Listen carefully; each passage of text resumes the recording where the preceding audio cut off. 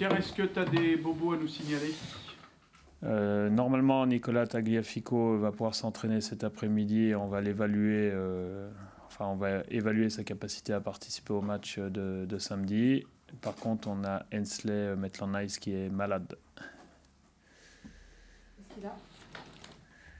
Secret médical. Il pourrait être éventuellement opérationnel ou ça paraît... Ça paraît compromis.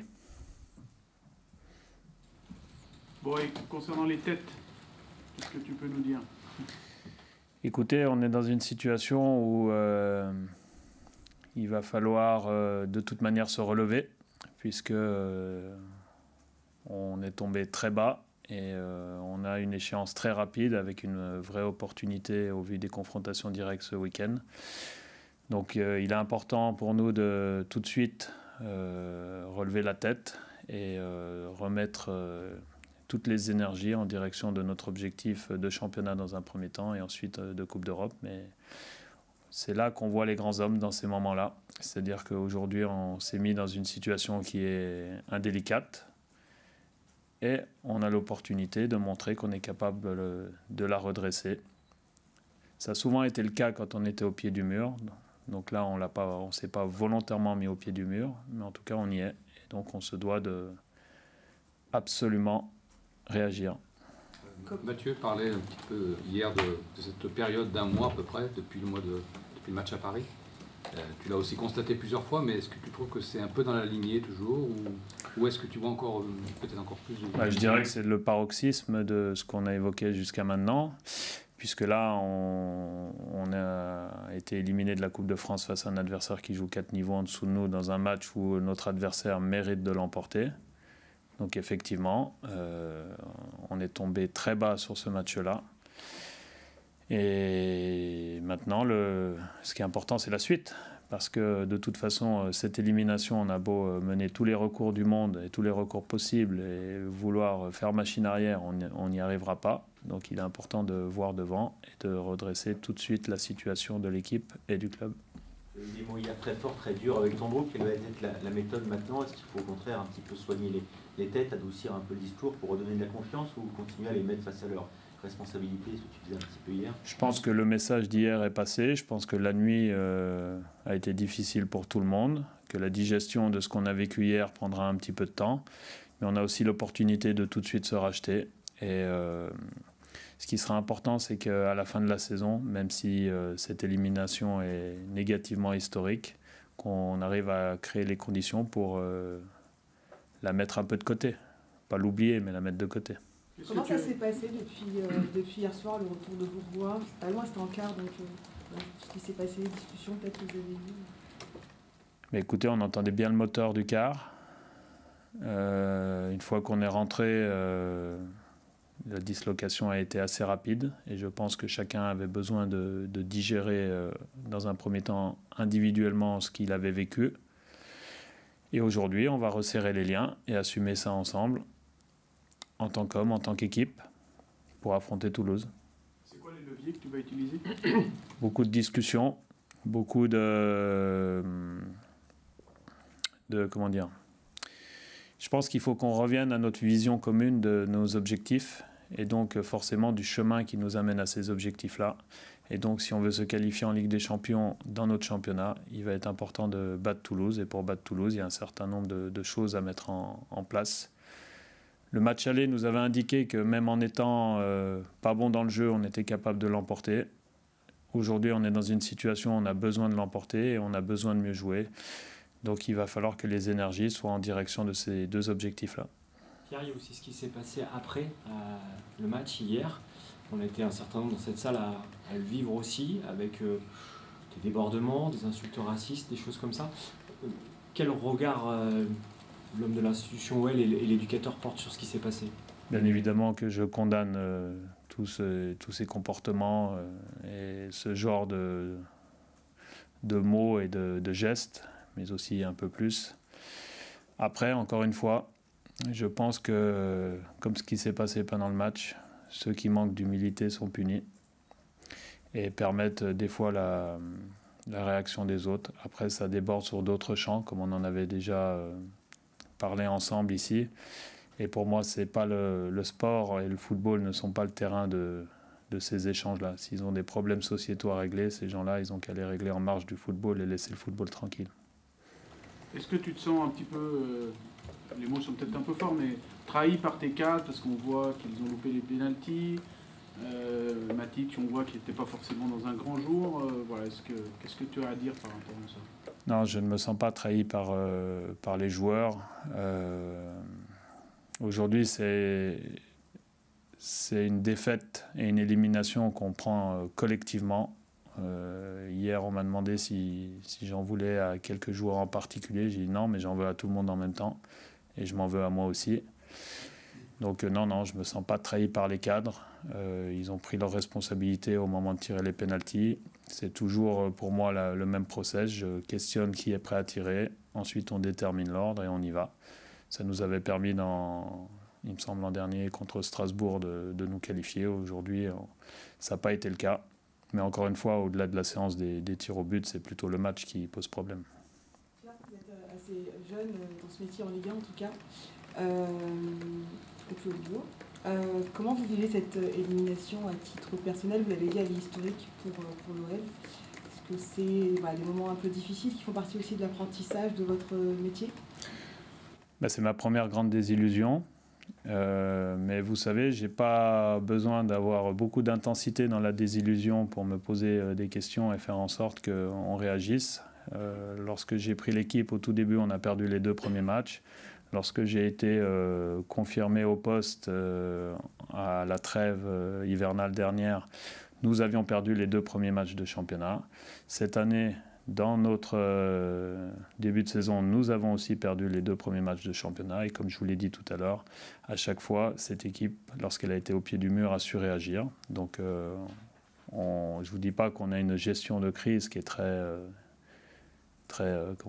efficace, mais dans tous les cas, voilà, jusqu'à maintenant, on a réussi à redresser les choses. Et comme je l'ai dit aux partenaires dans les vœux de lundi, l'important, ce sera d'être jugé dans la durée. Donc, effectivement, on est dans une phase qui n'est pas la meilleure, surtout avec ce qui s'est passé hier. Mais dans tous les cas, on est encore en ligne avec nos objectifs en championnat et en Coupe d'Europe.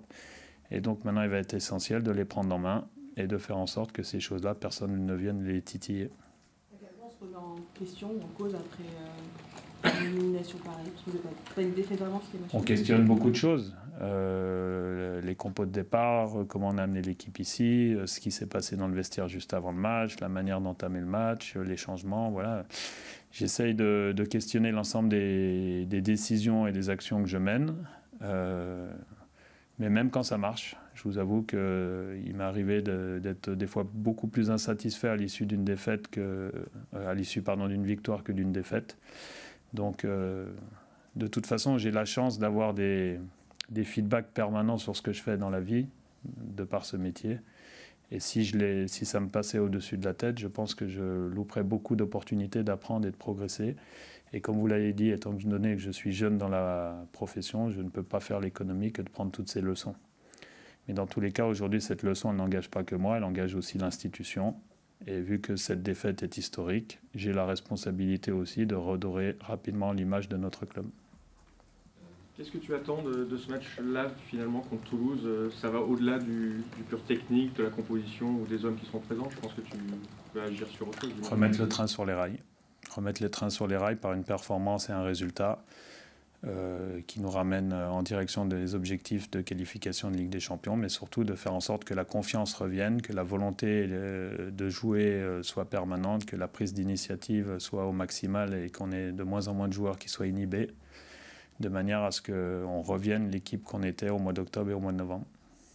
Est-ce que le mercato est finalement peut-être une explication de ça? Tu as toujours dit que non par rapport au mois d'août, mais on peut quand même se poser la question. Non, je ne pense pas, parce que de toute façon, je ne vais pas vous répondre une chose avant le match et l'inverse après le match, étant donné qu'on a perdu. Aujourd'hui, voilà, on est dans une situation où on se doit d'avancer. Si on était là pour trouver des excuses à toutes les difficultés qu'on rencontre et tous les matchs qu'on perd, ça voudrait dire que le match de samedi ne devrait même pas avoir lieu et qu'on pourrait rembourser les gens de venir au stade, vous auriez pu faire l'économie de venir aujourd'hui, si ce n'est pour me parler du match d'hier. Donc non, effectivement, on a la possibilité de se racheter, on voit positivement vers l'avant et on a le devoir de voir positivement vers l'avant, et je me dois de porter ce message auprès de vous et auprès des joueurs. Parce que je ne vous dis pas que je suis la seule source d'énergie de tout le monde, mais dans tous les cas, je dois être exemplaire sur cet aspect. Et je vous avoue que je crois que les choses vont évoluer positivement et je suis même convaincu que ça va arriver rapidement. Thiago Almada qui est arrivé hier, est-ce qu'il est apte pour ce week-end? Alors on va voir si d'un point de vue administratif ce sera possible. Dans tous les cas, il y a de bonnes chances. Aujourd'hui, il ne sera pas prêt à jouer un grand temps de jeu, mais si toutefois il confirme ce qu'il nous montre dans ses séances, effectivement, il pourra sûrement rentrer dans le match. Justement, qu'est-ce qu'il va t'apporter? Jusque-là, tu as toujours dit rien n'est officiel, tu ne nous en parles pas. Donc maintenant que c'est officiel, nous pouvons en parler. Effectivement, il va apporter beaucoup de maîtrise dans ce qu'il fait. Il a une capacité à conserver la balle individuellement qui est, je pense, au-dessus de la moyenne. Et là aussi, cette capacité à jouer le jeu, c'est-à-dire jouer ce que demande le jeu. Il est, de ce que j'ai vu, toujours au service de l'équipe et de ce que demande le jeu. Donc ça va vraiment amener beaucoup de fluidité dans un secteur de jeu dans lequel c'est nécessaire. Et ça va permettre à tout le monde peut-être de disputer du temps de jeu. Si on parle un peu de Toulouse, c'est pas forcément évident aussi, c'est jamais évident un match de Ligue 1, mais là vous affrontez une équipe qui joue souvent en bloc bas, qui marche plutôt pas mal en ce moment, qui a des résultats assez intéressants. C'est peut-être pas forcément le bon adversaire pour l'état du moment non plus. Je vous dirais qu'aujourd'hui, peu importe l'adversaire qu'on va rencontrer, étant donné qu'on est capable de perdre contre une équipe qui joue en National 3, tout sera difficile, surtout si on l'aborde de la même manière qu'on a abordé notre match d'hier. À l'inverse, on a été capable aussi de battre des grandes équipes européennes dans notre campagne européenne. On a été capable de battre Nice aujourd'hui qui figure bien dans ce championnat-là. Donc on a besoin déjà de tourner les projecteurs vers nous et de s'occuper principalement de nous, parce qu'aujourd'hui, la première source de nos problèmes, elle est bien en interne, elle n'est pas chez nos adversaires. On va juste un petit peu sur la série de tirs au but. Pierre, la série de tirs au but et puis le fait que tu aies titularisé Lucas Perry pour ce match, est-ce qu'il y avait une raison particulière? Oui, il y a une raison qui est extra-sportive. Ouais. Et je ne peux pas vous en parler ici, voilà, parce que ça concerne Rémi Descamps, mais voilà, c'était plutôt une décision qui appelait de la sagesse, entre guillemets.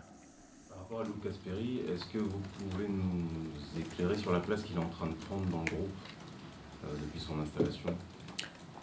Il a, par ses performances, confirmé le gardien qu'il était et dont on nous avait parlé. Donc effectivement, aujourd'hui, il a fait une première partie de saison qui était très bonne. Et je pense qu'il a toute la légitimité aujourd'hui pour être le gardien titulaire de l'Olympique Lyonnais. Il commence en plus, de par ses performances, à prendre de la place dans le groupe. Et donc, il va maintenant pouvoir agir aussi sur ses partenaires, et à la fois dans sa communication, à la fois dans le quotidien. Donc, son leadership est en train de se mettre en place petit à petit. Sa personnalité amène de la stabilité? Oui, c'est quelqu'un de calme, qui montre qu'il gère bien les choses. Donc, effectivement, il dégage à la fois du calme, mais de la confiance aussi. D'ailleurs, tu sais que tout va très vite dans le football. Le 12 décembre dernier, face à Francfort, c'était une prestation aboutie. On disait que ça allait faire une bonne saison. Finalement, un mois après, il y a tous ces remue-ménages là, avec ces résultats. Est-ce que tu sens que la situation est plus fragile maintenant pour toi, pour le staff, pour les joueurs? Qu'est-ce qu'il faut faire? De toute façon, tous les jours, je suis challengé, comme je vous l'ai déjà dit. Et je n'ai pas attendu cette mauvaise passe pour considérer que je suis chanceux d'être au poste que j'occupe et que ces choses-là peuvent être mises en cause du jour au lendemain. Donc forcément, au vu de ce qui se passe en ce moment, la question se pose. Mais dans tous les cas, je peux vous confirmer une chose, c'est que je sais d'où je viens. Je sais aussi qu'il a fallu que je fasse beaucoup de choses pour arriver là où je suis. Et pensez pas que je vais baisser les bras maintenant. Ok. Merci. Merci Pierre. Merci à tous.